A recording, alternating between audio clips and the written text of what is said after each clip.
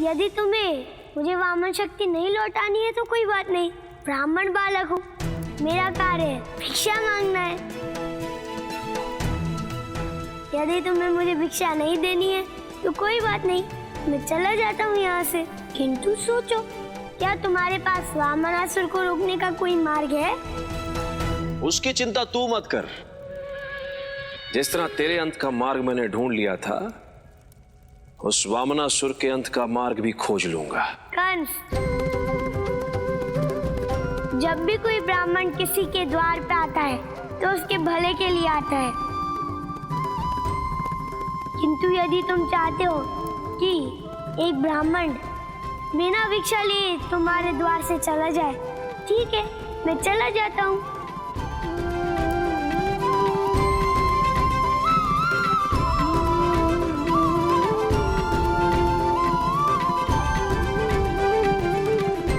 रुको पुत्र, ये क्या किया तुमने? एक ब्राह्मण को बिना भिक्षा लिए अपने द्वार से जाने दिया? असुरों को बामनों की चिंता कब से होने लगी मां? पुत्र, देवता हो या दानव, सृष्टि का नियम है, यदि ब्राह्मण द्वार से बिना भिक्षा लिए गया तो कुछ न कुछ अनर्थ अवश्य होता है। और ये कोई साधारण ब्राह्मण नहीं, अपितु विष्णु का रूप है। यही तो समस्या है मां, कि वो कोई साधारण वामन नहीं है, उस विष्णु का रूप है, मायावी है, चलिया है, और उसका उद्देश्य है अपनी माया में हमें भ्रमित करना। ये इन प्रकारेण वामन शक्ति को प्राप्त करना चाहता है हमसे।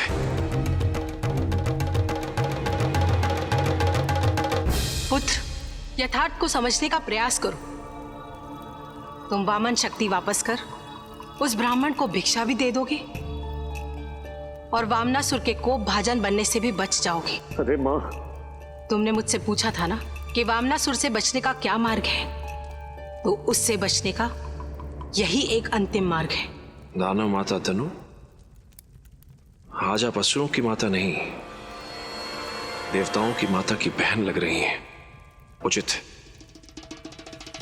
मैं आपकी आज्ञा का सम्मान अवश्य करूंगा। अरे नहीं नहीं नहीं, ऐसा मत कर जो भगवान, वो बामन है। यदि आपने बामन शक्ति वापस कर दी तो वो विष्णु सोचेगा आपने बाकी आगे घुटने टेक दिए। ऐसा मत कर जो ना। रुद्राक्ष, दान देने वाला कभी पराजित नहीं होता, अपितु दान देने वाला विजयी होता है। आज संसार महाराज बलि को उनके दान के लिए अब भी स्मरण करता है।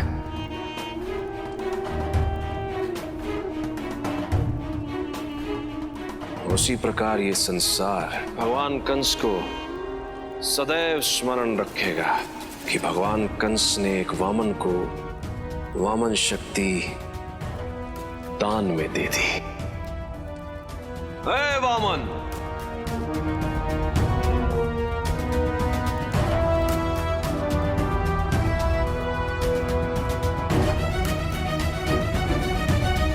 मैं तुझे वामन शक्ति दान देने को तैयार हूं, पर इसके बदले तुझे वामनासुर का अंत करना होगा। मैंने तुम्हें पहले ही कहा था कंस कि मैं शस्त्र नहीं शास्त्र उठाता हूँ, किंतु तुम एक ब्राह्मण को भिक्षा दे रहे हो तो तुम्हारी इच्छा अवश्य पूर्ण होगी। ये मेरा वचन है तुमसे कंस।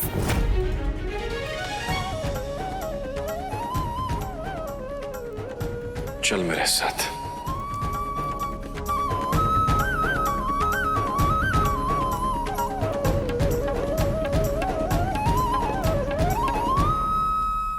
वामन शक्ति, आपके पुनः वामन लोक जाने का समय आ गया है।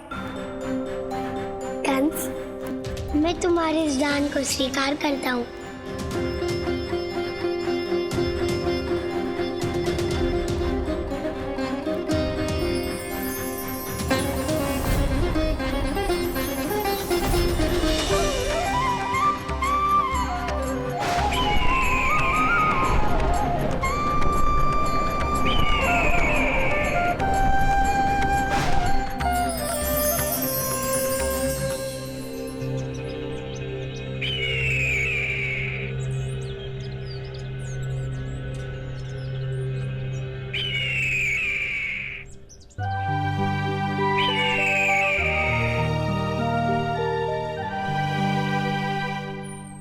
सखा, इतना दुर्व्यवहार कैसे किया हम लोगों ने अपने ही माता पिता के साथ? दाऊ, हमने तो सब कुछ आपके कहने पर किया है। पता नहीं मुझे क्या हो गया था, मुझे तो सोच सोच कर ही लज्जा आ रही है। पता नहीं मैं कैसे सामना करूंगा काका काकी का। दाऊ, खाना कहता था कि यदि कोई भूल हो जाए तो उसका एकमात्र प्रायश्चित है क्षमा मांगना। सखा, तुम सत्य कह रहे हो। तब हमें चलना चाहिए अपने अपने माता पिता से क्षमा मांगने के लिए। चलो सब। काका, काकी, काका, काकी, भैया बाबा, काका, काकी।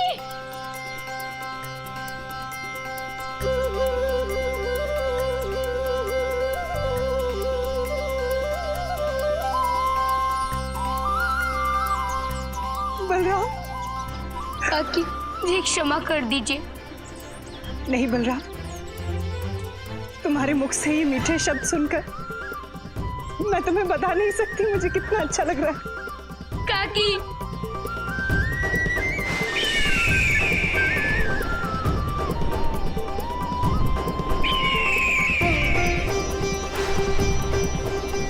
वामन, मेरी नेत्र की अग्नि से तुम जीवित कैसे बच गए? अब देखो मैं तुम्हारा क्या करता हूँ। अब मैं अपनी नेत्रों की अग्नि से इस संसार को ही जला दूंगा। ना बचेगा ये संसार और ना ही बचोगे तुम।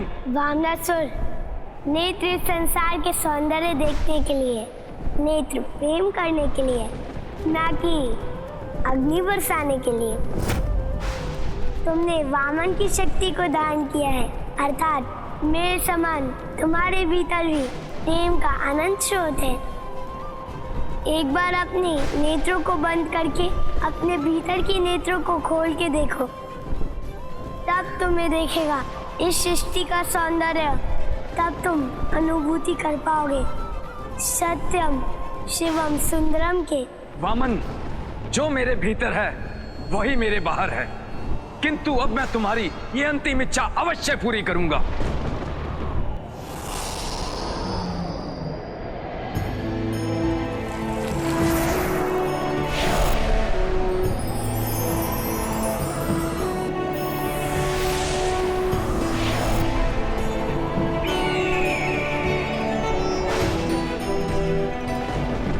प्रभु, आप धन्य हैं। आपने एक ही क्षण में मेरा सारा ज्ञान दूर कर दिया। अब तो केवल मेरी एक ही इच्छा है कि आप बस मुझे अपनी शरण में ले लीजिए।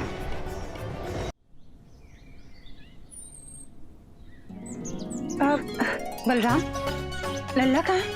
मैया, मैं तो यही हूँ, किंतु दाऊ को प्रेम करने में आप मुझे देख ही नहीं रही हो। बातें मत घुमा लल्ला, सच सच बता कहाँ था? भैया, भला मैं क्या आपके आंचल से कभी दूर हो सकता हूँ? बहुत बड़ी बड़ी बातें करने लग गया है ना। चल घर बताती हूँ। चल लल्ला। अरे अरे भैया,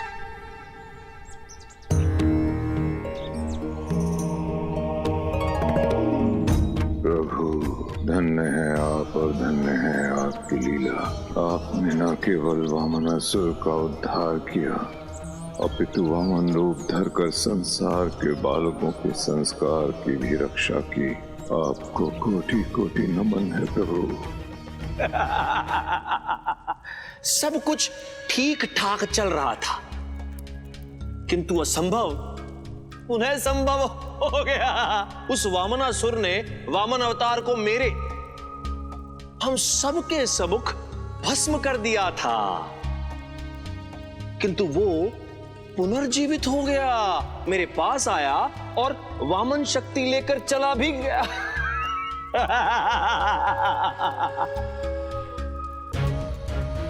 किंतु मां, आपने तो कहा था कि उस वामन अवतार का अंत निश्चित है और आपके ज्ञान पर आधारित ही बनाई गई थी ये योजना। फिर योजना विफल कैसे हो गई? वो वामन अवतार बच कैसे गया? मां, क्या हुआ? शांत क्यों हैं? दीजिए उत्तर। पुत्र, तुम्हारे प्रत्येक प्रश्न का उत्तर है मेरे पास। मैं तुम्हें बताऊंगी कि वामन कैसे जीवित हुआ। तो शीघ्र बताइए मां, वो कौन सी शक्ति है जिसने मेरे परम शत्रु विष्णु के अवतार वामन अवतार को पुनर्जीवित कर दिया? यदि तुम सत्य जानना ही चाहते हो तो देखो।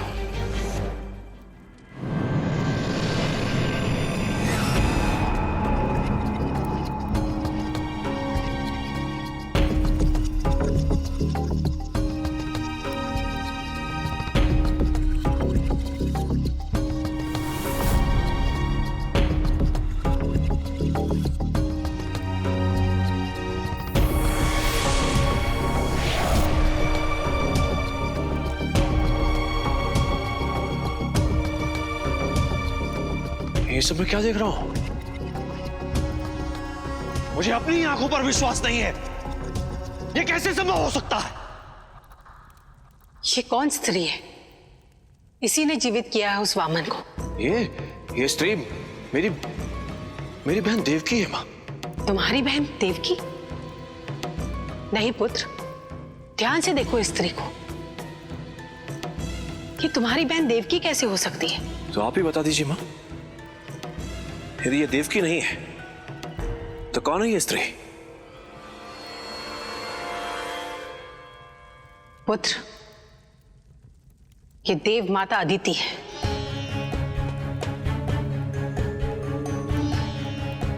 जिसने प्रत्येक काल में, प्रत्येक युग में विष्णु को अपने पुत्र के रूप में जन्म दिया है। नहीं नहीं नहीं मां, ये देवों की माता अदिति नहीं है, मेरी बहन देवकी है। यही सत्य है पुत्र। आज तक तुम इस परम सत्य से अनजान हो, किंतु यही प्रिशा है, यही अदिति है और यही देवकी है।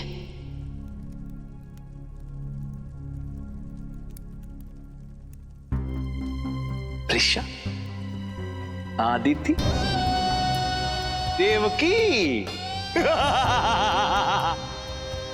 मेरी बहन देवों की माता आदिति। इसे कहते हैं दिए तले अंधेरा। अंधेरा मुझे आवाज तो था कि वो ताता थैया कृष्ण कन्हैया उस चक्रधारी का ही अवतार है। मेरी बहन देवकी का 8वां पुत्र है, किंतु पूर्ण रूप से विश्वास नहीं हो पा रहा था। और ना ही उस कान्हा ने कभी यह स्वीकार किया कि वो देवकी का पुत्र है। आपका बहुत बहुत धन्यवाद मां। अब मुझे पूर्ण विश्वास हो गया है कि वो मोर पंखधारी, वो बंसरी बजैया यशोदा का नहीं, मेरी बहन देवकी का पुत्र है। 8वां पुत्र। मामा, भांजा, भगवान कंस का भांजा, परम अवतार श्री कृष्ण।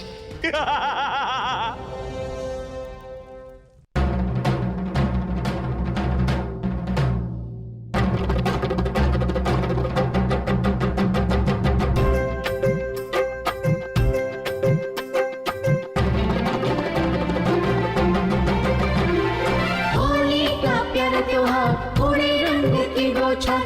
होली का प्यारा त्योहार, होती रंग की बौछार। थोड़े अबीर गुलाल रंग जाए हर गोपी हर द्वार। थोड़े अबीर गुलाल रंग जाए हर गोपी हर द्वार। अरे सखा, मेरे बिना ही तुमने होली की तैयारी शुरू कर दी। अब क्या करे कान्हा, तुम आओ या ना आओ, होली तो आप पहुंचे है ना, इसलिए। बात तो तुम्हारी बिल्कुल सही है सखा सोम।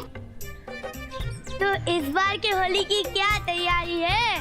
कान्हा, इस बार हमने ऐसा पक्का रंग बनाया है कि एक बार लग जाए तो अगली होली तक ना उतरे। हाँ कान्हा, सोम सत्य कह रहा है। इस बार की होली ऐसी होगी कि लोग स्मरण रखेंगे। वो तो है। किंतु हाँ, इस बार बरसाना की कोई भी गोपी नहीं बचनी चाहिए। कान्हा, बस एक बार हमारी तैयारी देख लो, तुम गोपियों को भूल जाओगे। अब तो सका तो मुझे देखना ही होगा कि तुम्हारी इस बार की होली की क्या तैयारी है। सका तो देर किस बात की, आओ हमारे साथ। हाँ हाँ कान्हा, इस बार हम तुम्हें बताते हैं रंग बनाने का ढंग। चलो चलो सिखाओ। महाराज, ना जाने क्यों ऐसा लग रहा है कि वो समय निकट आने वाला है जब हमारा लल्ला हमारी आंखों के सामने होगा। हमारी प्रतीक्षा की घड़ी पूर्ण होने वाली है महाराज। तुम सत्य कह रही हो देवकी। अब हमारे वर्षों की तपस्या फलित होने वाली है। हमारे दुख के दिन अब समाप्त होने वाले हैं। हमारा पुत्र अवश्य आएगा देवकी, वो अवश्य आएगा। देव पिता वसुदेव की, देव माता देवकी की, देव पिता वसुदेव की, देव पिता वसुदेव की। भगवान कंस का प्रणाम स्वीकार करें देव माता। अब कौन सी नई चाल चलने आए हो कंस? आपको भी प्रणाम। शुभ शुभ बोलिए ना। आपको नहीं पता कि आज मैं कितना प्रसन्न हूँ। देव माता देवकी और देव पिता वसुदेव मेरे इस कारागार की शोभा बढ़ा रहे हैं। मुझे तो आपका सम्मान करना चाहिए था, किंतु मैं क्या करता। मुझे तो ये सत्य पता ही नहीं था, इसीलिए वंचित रह गया। इस सौभाग्य से मैं वंचित रह गया। आइए ना जीजाश्री, आइए ना, बैठिए बैठिए बैठिए। बदराक्ष, थाली थाली थाली।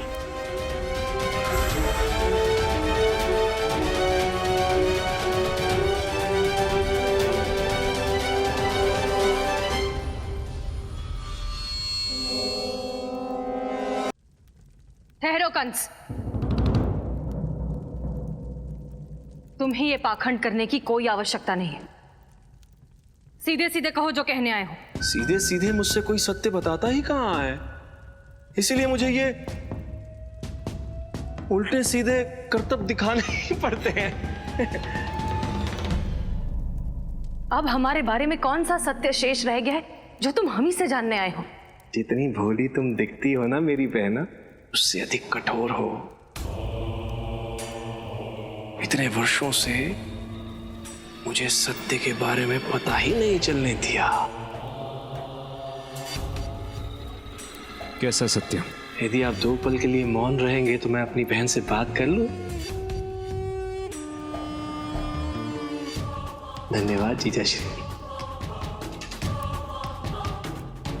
तो बहना, ये सत्य है ना कि वो ताता थैया तुम्हारा पुत्र है? वो बांसुरी बजैया, वो मोर पंखधारी तुम्हारा लल्ला है ना? सत्य तो यह है कंस कि मेरी जितनी भी संतानें थी उन्हें तुमने एक एक करके मार दिया। और यदि मेरी कोई संतान बची है तो उसके बारे में अब तुम ही बता सकते हो। अपने पति की तरह तुम भी मुझसे खेल खेलने लग गई बहन। अब तुम चाहे मुझसे सत्य कहो अथवा ना कहो, मैं जानता हूं कि वो कृष्ण कन्हैया तुम्हारा 8वां पुत्र है। ये वही बालक है जिसके बारे में आकाशवाणी हुई थी। ये तुम्हारा भय है कंस। तुम अपनी मृत्यु से भयभीत होकर ऐसा सोच रहे हो। और कितना सत्य कहेंगे मेरे जीजाश्री। अब सत्य मैं बताता हूं। पिछले जन्म में मेरे प्यारे जीजाश्री ऋषि कश्यप थे और मेरी प्यारी बहना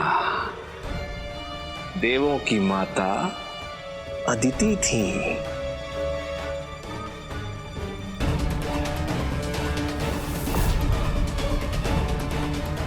और इस जन्म में तुमने उस वामन को जीवित किया था।